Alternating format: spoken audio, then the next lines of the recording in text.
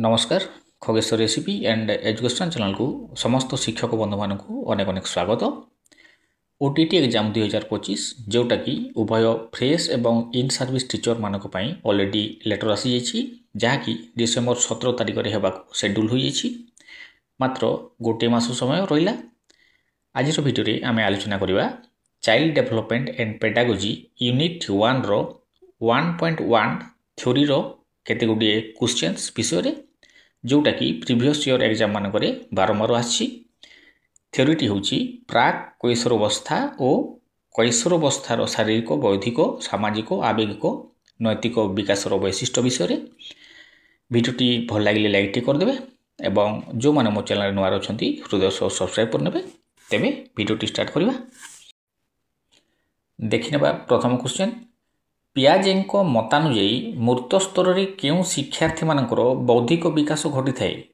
Option A प्राक प्राथमिक, B प्राथमिक, सी उच्च माध्यमिक, डी उपरोक्त समस्त। सठिक उत्तरटी होबो ऑप्शन बी प्राथमिक। तापर देखिबा क्वेश्चन 2 जने शिक्षक प्रथम श्रेणी रे पढ़ाइबा समय रे दृष्टि लिखन उपरे अधिक गुरुत्व दियंती से क्यों प्रकार विकास को लक्ष्य करी यह करिथांती।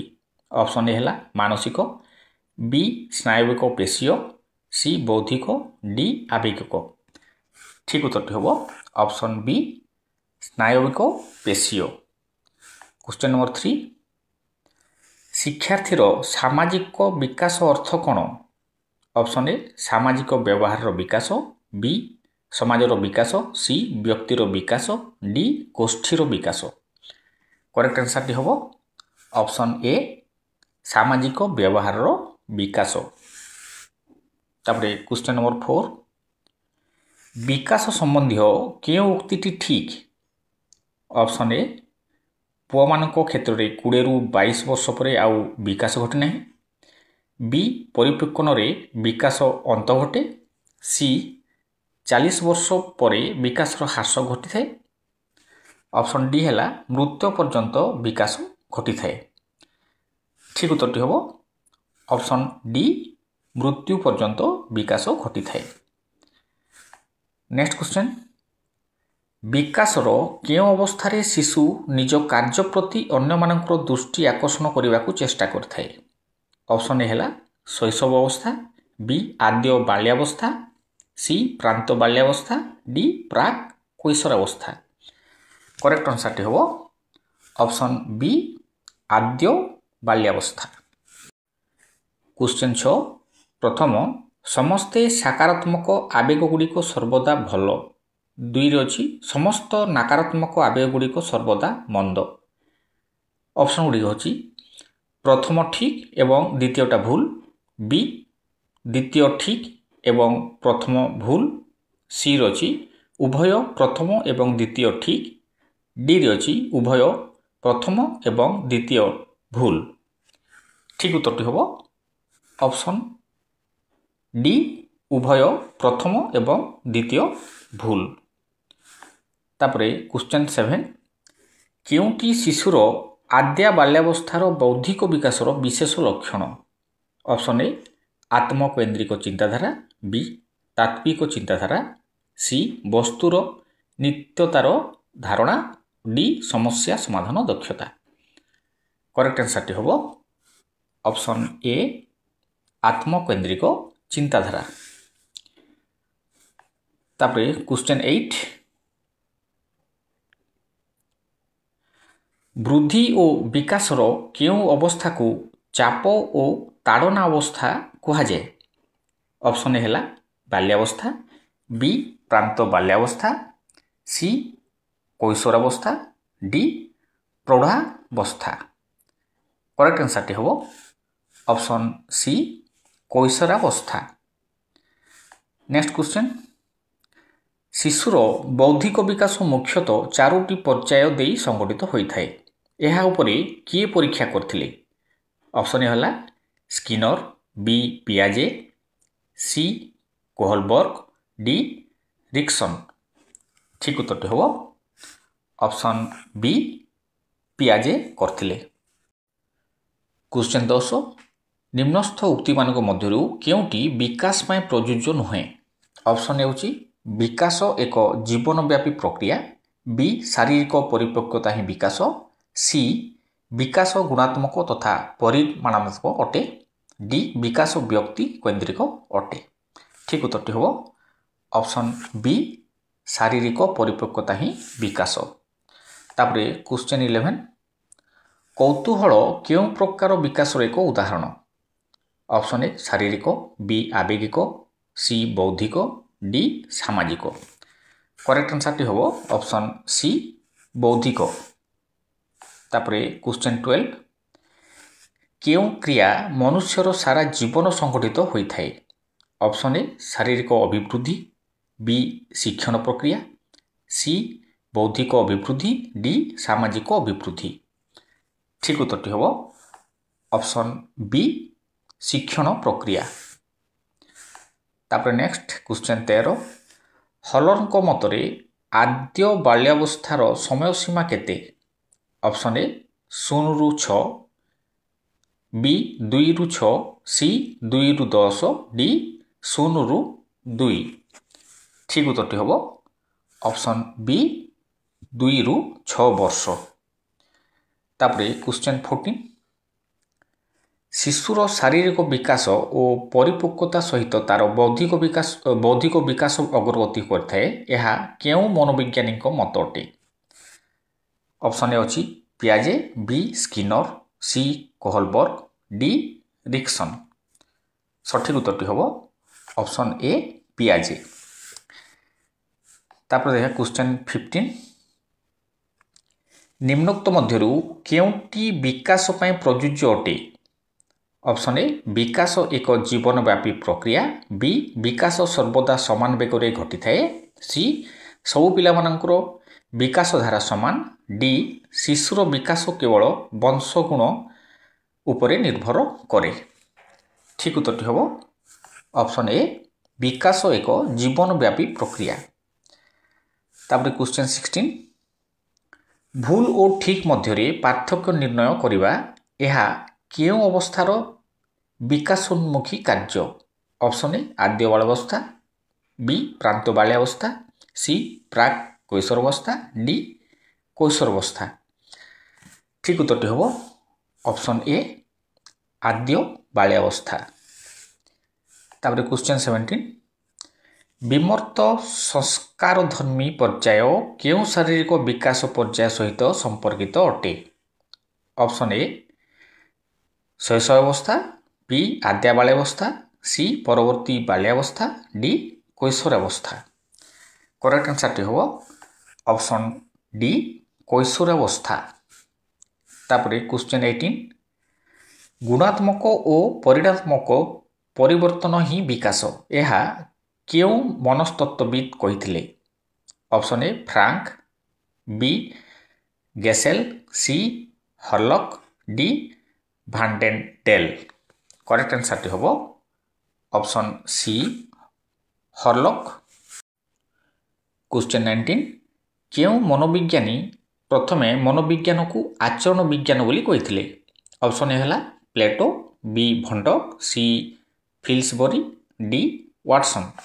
କରେକ୍ଟ ଆନ୍ସରଟି ହେବ ଅପସନ୍ ସି ଫିଲ୍ସବରି। ତାପରେ କ୍ୱେଶ୍ଚନ୍ 20 କେଉଁ ଅବସ୍ଥାରେ ପିଲାଟିଏ ଲିଙ୍ଗଭିତ୍ତିକ ସାମାଜିକ କାର୍ଯ୍ୟ ଆରମ୍ଭ କରିଥାଏ? ଅପସନ୍ ଏ ହେଲା ଆଦ୍ୟ ବାଲ୍ୟାବସ୍ଥା, ବି ପ୍ରାନ୍ତ ବାଲ୍ୟାବସ୍ଥା, ସି ପ୍ରାକ୍ କୈଶୋରାବସ୍ଥା, ଡି କୈଶୋରାବସ୍ଥା। କରେକ୍ଟ ଆନ୍ସରଟି ହେବ ଅପସନ୍ ବି ପ୍ରାନ୍ତ ବାଲ୍ୟାବସ୍ଥା। ତାପରେ ଦେଖିବା କ୍ୱେଶ୍ଚନ୍ 21 ହାରାହାରି କେତେ ବୟସ ପର୍ଯ୍ୟନ୍ତ ସମୟକୁ ପ୍ରାକ୍ ସଂସ୍କାରଧର୍ମୀ ପର୍ଯ୍ୟାୟ କୁହାଯାଏ? ଅପସନ୍ ଏ ହେଲା ଜନ୍ମଠାରୁ 2 ବର୍ଷ, ବି 2 ବର୍ଷରୁ 7 ବର୍ଷ, ସି 7 ବର୍ଷରୁ 12 ବର୍ଷ, ଡି 12 ବର୍ଷରୁ ଉର୍ଦ୍ଧ୍ୱ। କରେକ୍ଟ ଆନ୍ସରଟି ହେବ ଅପସନ୍ ବି 2 ବର୍ଷରୁ 7 ବର୍ଷ। କ୍ୱେଶ୍ଚନ୍ 22 ଉଭୟ ଲିଙ୍ଗର ସମବୟସ୍କମାନଙ୍କ ସହ ନୂତନ ଓ ପରିପକ୍ୱ ସମ୍ପର୍କ ସ୍ଥାପନ କରିବା କେଉଁ ଅବସ୍ଥାର ବିକାଶୋନ୍ମୁଖୀ କାର୍ଯ୍ୟ? ଅପସନ୍ ଏ ଆଦ୍ୟ ବାଲ୍ୟାବସ୍ଥା, বি প্রান্ত বাল্যাবস্থা, সি প্রাক কৈশোরাবস্থা, ডি কৈশোরাবস্থা। সঠিক উত্তরটি হব অপশন সি প্রাক কৈশোরাবস্থা।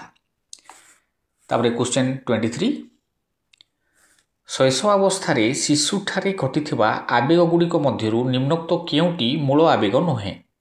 ଅପସନ୍ ଏ ଭୟ, ବି ସ୍ନେହ, ସି ଈର୍ଷା, ଡି କ୍ରୋଧ। ସଠିକ ଉତ୍ତରଟି ହେବ ଅପସନ୍ ସି ଈର୍ଷା। କୋଶ୍ଚେନ୍ 24 ପ୍ରାକ୍ କୈଶୋରାବସ୍ଥାରେ ଘଟୁଥିବା ପରିବର୍ତ୍ତନ କ୍ଷିପ୍ର ନୁହେଁ କି ଧୀର ନୁହେଁ, ଏହି ମତ କେଉଁ ମନତତ୍ତ୍ୱବିତ୍ ଦେଇଥିଲେ? ଅପସନ୍ ଏ ହେଲା ଫ୍ରାଙ୍କ, ବି ହର୍ଲକ୍, ସି ଗେସେଲ, ଡି ହେଭିଙ୍ଗହର୍ଷ୍ଟ। କରେକ୍ଟ ଆନ୍ସରଟି ହେବ ଅପସନ୍ ବି ହର୍ଲକ୍। ତାପରେ କୋଶ୍ଚେନ୍ 25 କେତେ ବର୍ଷ ବୟସ ବେଳକୁ ଶିଶୁ ବସ୍ତୁର ବସ୍ତୀକରଣ ଏବଂ କ୍ରମୀକରଣ କରିବା ଶିକ୍ଷା କରିଥାଏ? ଅପସନ୍ ହେଲା 6ରୁ 7 ବର୍ଷ, ବି 7ରୁ 8 ବର୍ଷ, ସି 8ରୁ 9 ବର୍ଷ, ଡି 9ରୁ 10 ବର୍ଷ। କରେକ୍ଟ ଆନ୍ସରଟି ହେବ ଅପସନ୍ ଏ 6ରୁ 7 ବର୍ଷ। ତାପରେ କୋଶ୍ଚେନ୍ 26 ନିମ୍ନୋକ୍ତ କେଉଁଟି ଆବେଗିକ ବିକାଶର ଉଦାହରଣ? ଅପସନ୍ ଏ କୌତୂହଳ, ବି ଓଜନ ବଢ଼ିବା, ସି ସମସ୍ୟା ସମାଧାନ, ଡି ଗୋଷ୍ଠୀ ସହ ଚଳିବା। ଠିକ ଉତ୍ତରଟି ହେଉଛି ଅପସନ୍ ଏ କୌତୂହଳ। କୋଶ୍ଚେନ୍ 27 ନିମ୍ନୋକ୍ତ ମଧ୍ୟରୁ ଜୀବନ ସାରା ସଂଗଠିତ ହୁଏ ନାହିଁ। ଅପସନ୍ ହେଲା ଶିକ୍ଷଣ ପ୍ରକ୍ରିୟା, ବି ଶାରୀରିକ ଅଭିବୃଦ୍ଧି, ସି ବୌଦ୍ଧିକ ଅଭିବୃଦ୍ଧି, ଡି ସାମାଜିକ ଅଭିବୃଦ୍ଧି। ଠିକ ଉତ୍ତରଟି ହେବ ଅପସନ୍ ବି ଶାରୀରିକ ଅଭିବୃଦ୍ଧି। କୋଶ୍ଚେନ୍ 28 ହର୍ଲକ୍ଙ୍କ ମତରେ 2 ବର୍ଷରୁ 6 ବର୍ଷ ବୟସକୁ କେଉଁ ଅବସ୍ଥା କୁହାଯାଏ? ଅପସନ୍ ଏ ଶୈଶବାବସ୍ଥା, ବି ଆଦ୍ୟ ବାଲ୍ୟାବସ୍ଥା, ସି ପ୍ରାନ୍ତ ବାଲ୍ୟାବସ୍ଥା, ଡି ପ୍ରାକ୍ କୈଶୋରାବସ୍ଥା। ସଠିକ ଉତ୍ତରଟି ହେବ ଅପସନ୍ ବି ଆଦ୍ୟ ବାଲ୍ୟାବସ୍ଥା। କୋଶ୍ଚେନ୍ 29 ନିମ୍ନୋକ୍ତ କେଉଁ ଅବସ୍ଥାରେ ଶିଶୁର ବୌଦ୍ଧିକ ବିକାଶ ତାର ଇନ୍ଦ୍ରିୟାନୁଭୂତି ଉପରେ ପର୍ଯ୍ୟବସିତ ହୋଇଥାଏ? ଅପସନ୍ ହେଲା ଶୈଶବ ଅବସ୍ଥା, ବି ଆଦ୍ୟ ବାଲ୍ୟାବସ୍ଥା, ସି ପ୍ରାକ୍ ବାଲ୍ୟାବସ୍ଥା, ଡି କୈଶୋରାବସ୍ଥା। କରେକ୍ଟ ଆନ୍ସରଟି ହେବ ଅପସନ୍ ଏ ଶୈଶବ ଅବସ୍ଥା। ତାପରେ କୋଶ୍ଚେନ୍ 30 ଗୋଟିଏ ପିଲାର ବୁଦ୍ଧ୍ୟାଙ୍କ 2.130 ଓ ମାନସିକ ବୟସ 13 ହେଲେ ତାର ଶାରୀରିକ ବୟସ କେତେ? ଅପସନ୍ ଏ 20, ବି 10, ସି 15, ଡି 195। ସଠିକ ଉତ୍ତରଟି ହେବ ଅପସନ୍ ବି 10 ବର୍ଷ। ତାପରେ କୋଶ୍ଚେନ୍ 31 ନିମ୍ନୋକ୍ତ କେଉଁଟି ବିକାଶର ନିୟମ ଅଟେ? ଅପସନ୍ ଏ ହେଲା ପରିବର୍ତ୍ତନ ଜନିତ, ବି ଧାରାବାହିକ, ସି ବ୍ୟକ୍ତିକୈନ୍ଦ୍ରିକ, ଡି ଉପରୋକ୍ତ ସମସ୍ତ। ସଠିକ ଉତ୍ତରଟି ହେବ ଅପସନ୍ ଡି ଉପରୋକ୍ତ ସମସ୍ତ। ତାପରେ କୋଶ୍ଚେନ୍ 32 ନିମ୍ନୋକ୍ତ ମଧ୍ୟରୁ କେଉଁଟି ଅନ୍ୟ ତିନୋଟି ଠାରୁ ଅଲଗା? ଅପସନ୍ ଏ ମସ୍ତିଷ୍କର ଆକାର ବଢ଼ିବା, ବି ଶରୀର ଓଜନ ବଢ଼ିବା, ସି କାର୍ଯ୍ୟ ସମ୍ପାଦନ ଉନ୍ନତି, ଡି ଶରୀରର ଉଚ୍ଚତା ବଢ଼ିବା ପାଇଁ। ରାଇଟ୍ ଆନ୍ସରଟି ହେବ ଅପସନ୍ ସି କାର୍ଯ୍ୟ ସମ୍ପାଦନର ଉନ୍ନତି। ତାପରେ ଦେଖିବା କୋଶ୍ଚେନ୍ 33 ହର୍ଲକ୍ଙ୍କ ମତରେ ପ୍ରାନ୍ତ ବାଲ୍ୟାବସ୍ଥାର ବୟସ ସୀମା କେତେ? ଅପସନ୍ ଏ ଜନ୍ମରୁ 2 ବର୍ଷ, ବି 2 ବର୍ଷରୁ 6 ବର୍ଷ, ସି 6ରୁ 10 ବା 12 ବର୍ଷ, ଡି 10 ବା 12ରୁ 13 ବା 14 ବର୍ଷ। ସଠିକ ଉତ୍ତରଟି ହେବ ଅପସନ୍ ସି 6ରୁ 10 ବା 12 ବର୍ଷ। ତାପରେ କୋଶ୍ଚେନ୍ 34 ବସ୍ତୁର ଜୀବନ ଅଛି, ଏହି ଲକ୍ଷଣ ନିମ୍ନୋକ୍ତ କେଉଁ ସମୟରେ ଶିଶୁଠାରେ ଦେଖାଯାଇଥାଏ? ଅପସନ୍ ହେଲା ଶୈଶବ ଅବସ୍ଥା, ବି ଆଦ୍ୟ ବାଲ୍ୟାବସ୍ଥା, ସି ପ୍ରାନ୍ତ ବାଲ୍ୟାବସ୍ଥା, ଡି କୈଶୋରାବସ୍ଥା। କରେକ୍ଟ ଆନ୍ସରଟି ହେବ ଅପସନ୍ ବି ଆଦ୍ୟ ବାଲ୍ୟାବସ୍ଥା। तापरे क्वेश्चन 35 हरीर 2.1 120 ओ मानसिक बयस 18 हेले तार शारीरिक बयस केते हेबो ऑप्शन ए 15 वर्ष बी 5 वर्ष सी 20 वर्ष डी 25 वर्ष सठिक उत्तर हो ऑप्शन ए 15 वर्ष। क्वेश्चन 36 उच्चता बढ़िया निम्नोक्त क्यों विकास एक उदाहरण ऑप्शन ए बौद्धिक बी शारीरिक सी आवेगिक डी सामाजिक सठिक उत्तर हो ऑप्शन बी शारीरिक।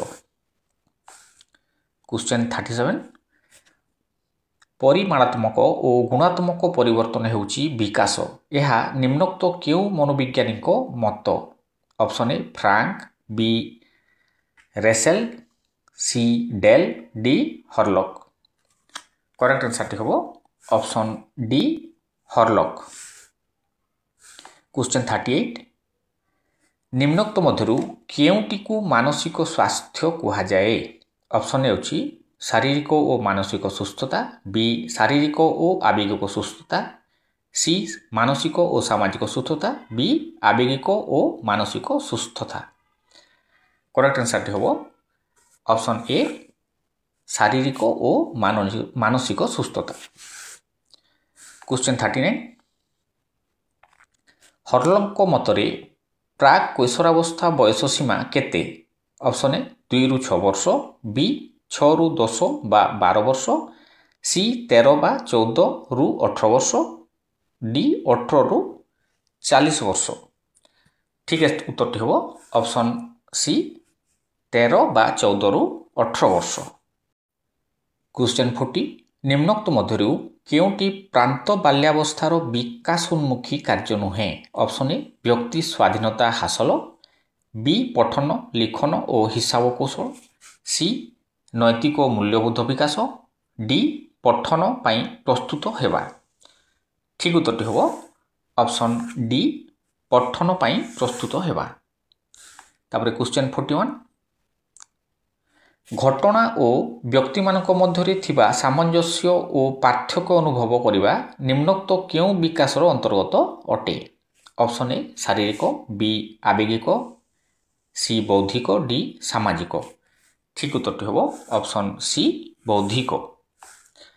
क्वेश्चन 42 हॉलरଙ୍କ मतरे पुओ मानक क्षेत्र में शारीरिक अभिवृद्धि निम्नोक्त क्यों वर्ष पर्यंत घटी थाए ऑप्शन ए 18 ରୁ 20 वर्ष बी 20 ରୁ 22 वर्ष सी 22 ରୁ 24 वर्ष डी 24 ରୁ 26 वर्ष सठिक उत्तर हो ऑप्शन बी 20 ରୁ 22 वर्ष। क्वेश्चन 43 हॉलरଙ୍କ मतरे कैशोरावस्थार बयस सीमा केते ऑप्शन ए 2 ରୁ 6 वर्ष बी 6 ରୁ 10 बा 12 वर्ष सी 13 बा 14 ରୁ 18 वर्ष डी 18 ରୁ 40 वर्ष करेक्ट आंसर हो ऑप्शन सी 13 बा 14 ରୁ 18 वर्ष। क्वेश्चन 44 निम्नोक्त मध्यरु केउटी प्राक कैशोरावस्थार विकासोन्मुखी कार्य अटे ऑप्शन ए भूल ठीक मध्यरे पार्थक्य निर्णय बी लिंगगत पार्थक्य निर्णय सी आर्थिक स्वावलंबी हेबा डी नैतिकतार विकास ठीक उत्तर हो ऑप्शन सी आर्थिक स्वावलंबी हेबा। तापर क्वेश्चन 45 गोष्ठीर नीति नियम मानी सही अनुरूप आचरण प्रदर्शन करिबा निम्नोक्त क्यों विकास सह संपर्कित अटे ऑप्शन ए सामाजिक बी बौद्धिक सी शारीरिक डी आवेगिक ठीक उत्तर हो ऑप्शन ए सामाजिक। क्वेश्चन 46 हॉलरଙ୍କ मतरे शैशवावस्थार बयस सीमा केते ऑप्शन ए जन्म ରୁ 2 वर्ष बी 2 ରୁ 6 वर्ष सी 6 ରୁ 10 बा 12 वर्ष डी 10 बा 12 ରୁ 13 बा 14 वर्ष ठीक उत्तर हो ऑप्शन ए जन्म ରୁ 2 वर्ष। क्वेश्चन 47 निम्नोक्त मध्यरु केउटी आद्य बाल्यावस्थार शारीरिक लक्षण अटे ऑप्शन ए शारीरिक विकास समभाव घटे बी विकास ओ मंथर हुए ବିକାଶ ମନ୍ଥର ହୁଏ। ସି ଅସ୍ଥିର ଦୈର୍ଘ୍ୟ ବଢ଼େ। ଡି ଉପରୋକ୍ତ ସମସ୍ତ। ସଠିକ୍ ଉତ୍ତରଟି ହେବ ଅପସନ୍ ଡି ଉପରୋକ୍ତ ସମସ୍ତ। କ୍ୱେଶ୍ଚନ୍ 48 ମାତୃଗର୍ଭରେ ଗର୍ଭ ସଞ୍ଚାରର ପ୍ରାୟ କେତେ ଦିନ ପରେ ପୂର୍ଣ୍ଣାଙ୍ଗ ଶିଶୁଟିଏ ଜନ୍ମ ହୋଇଥାଏ? ଅପସନ୍ ଏ 280 ଦିନ, ବି 270 ଦିନ, ସି 282 ଦିନ, ଡି 272 ଦିନ। କରେକ୍ଟ ଆନ୍ସରଟି ହେବ ଅପସନ୍ ଏ 280 ଦିନ। କ୍ୱେଶ୍ଚନ୍ 49 ମନୁଷ୍ୟ ଶରୀରରେ କେତେ ଯୋଡ଼ା ଗୁଣସୂତ୍ର ବା କ୍ରୋମୋଜୋମ୍ ରହିଛି? ଉତ୍ତର ଅପସନ୍ ଏ 23 ଯୋଡ଼ା, ବି 46 ଯୋଡ଼ା, ସି 24 ଯୋଡ଼ା, ଡି 32 ଯୋଡ଼ା। କରେକ୍ଟ ଆନ୍ସରଟି ହେବ ଅପସନ୍ ଏ 23 ଯୋଡ଼ା।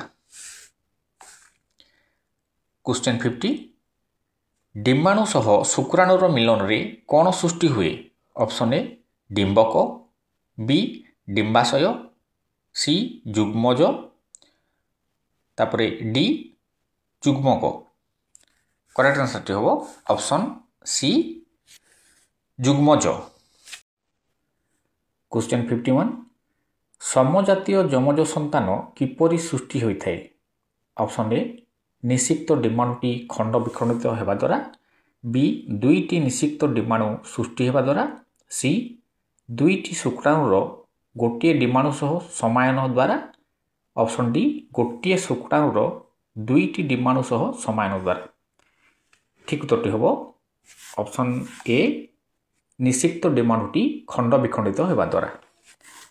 ତାପରେ କ୍ୱେଶ୍ଚନ୍ 52 ସାଧାରଣତଃ ନାରୀମାନଙ୍କର ଦୁଇଟି ଋତୁସ୍ରାବର ମଧ୍ୟବର୍ତ୍ତୀ କାଳରେ କେତୋଟି ଡିମ୍ବାଣୁ ପରିପକ୍ୱ ହୋଇଥାଏ? ଅପସନ୍ ଏ 2ଟି, ବି 4ଟି, ସି 3ଟି, ଡି ଗୋଟିଏ। ଠିକ୍ ଉତ୍ତରଟି ହେବ ଅପସନ୍ ଡି ଗୋଟିଏ। କ୍ୱେଶ୍ଚନ୍ 53 ପ୍ରାକ୍ କୈଶୋରାବସ୍ଥା ନିମ୍ନୋକ୍ତ କେଉଁ ସମୟସୀମାକୁ ସୂଚାଇଥାଏ? ଅପସନ୍ ଏ 8ରୁ 14 ବର୍ଷ, ବି 10ରୁ 15 ବର୍ଷ, ସି 9ରୁ 13 ବର୍ଷ, ଡି 16ରୁ 19 ବର୍ଷ। ଠିକ୍ ଉତ୍ତରଟି ହେବ ଅପସନ୍ ସି 9ରୁ 13 ବର୍ଷ। କ୍ୱେଶ୍ଚନ୍ 54 ମଧ୍ୟ କୈଶୋରାବସ୍ଥାର ବୟସ ସୀମା କେତେ? ଅପସନ୍ ଏ 14ରୁ 15 ବର୍ଷ, ବି 13ରୁ 15 ବର୍ଷ, ସି 12ରୁ 16 ବର୍ଷ, ଡି 13ରୁ 16 ବର୍ଷ। ଠିକ୍ ଉତ୍ତରଟି ହେବ ଅପସନ୍ ଏ 14ରୁ 15 ବର୍ଷ। କ୍ୱେଶ୍ଚନ୍ 55 ଶେଷ କୈଶୋରାବସ୍ଥାରେ ବୟସ ସୀମା କେତେ? ଅପସନ୍ ଏ 15ରୁ 19 ବର୍ଷ, ବି 15ରୁ 18 ବର୍ଷ, ସି 14ରୁ 18 ବର୍ଷ, ଡି 16ରୁ 19 ବର୍ଷ। କରେକ୍ଟ ଆନ୍ସର୍ ହେବ ଅପସନ୍ ଡି 16ରୁ 19 ବର୍ଷ। ଆଜିର ଭିଡ଼ିଓଟି ଏତିକି ଥିଲା। ଅନ୍ୟ ସବଜେକ୍ଟମାନଙ୍କର ସମ୍ଭାବ୍ୟ ଉତ୍ତର ପାଇବାକୁ ହେଲେ ମୋ ଚ୍ୟାନେଲ୍ ମାଧ୍ୟମରେ ପାଇପାରିବେ। ମୁଁ ପ୍ରତ୍ୟେକ ଦିନ ସନ୍ଧ୍ୟା 6ଟା ବେଳେ ଭିଡ଼ିଓ ଅପଲୋଡ଼ କରିଥାଏ, ଦେଖିବାକୁ ଭୁଲିବେନି। ନମସ୍କାର।